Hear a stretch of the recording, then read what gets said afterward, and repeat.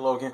Thanks for that segment about identifying and different conflicts and managing them, which leads to our next segment, responding to conflict. Now, before we go forward, I want to ask you, audience, these two simple questions. Since conflict is a touchy subject and you've been listening a lot about conflict, is it necessary to have in a relationship? Should conflict be one of those things that you X out of a relationship? Or if it is, should or could you control how you respond while dealing with conflict? Now, in responding to conflict, there's basically two different ways. There's a deconstructive way and there's a constructive way. And I compiled a list of basically two theories that will let you know really the basis of the relationship of conflict, but pretty much telling you where the relationship is heading to. So come forward with me. So I want you to get a good glimpse of it. Now we're going to look at the first part, which is deconstructive conflict. Responding.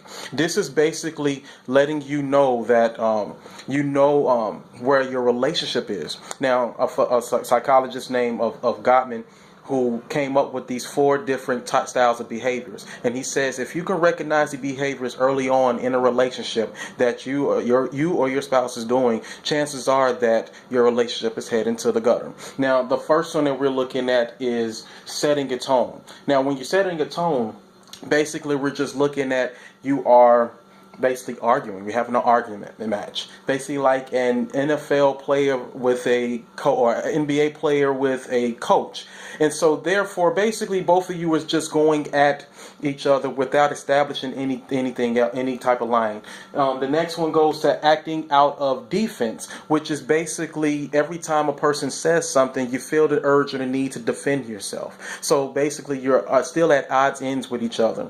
The next one is stonewalling, which basically you're looking at the fact that you're ignoring any type of response or any type of communication. So you're ignoring and you're shutting down communication at all. Finally, we go down to our fourth one, which is communication contempt. Now, the communication contempt is when you're basically judging one another. Rationality has already went out the window, and now you're just speaking at your emotions. Now, we're going to look at the constructive part, which really goes to basically these guidelines to help you have a healthy type of relationship and actually help a healthy way of dealing with conflict. The first one is remaining rational, which is basically establishing some type of control about yourself.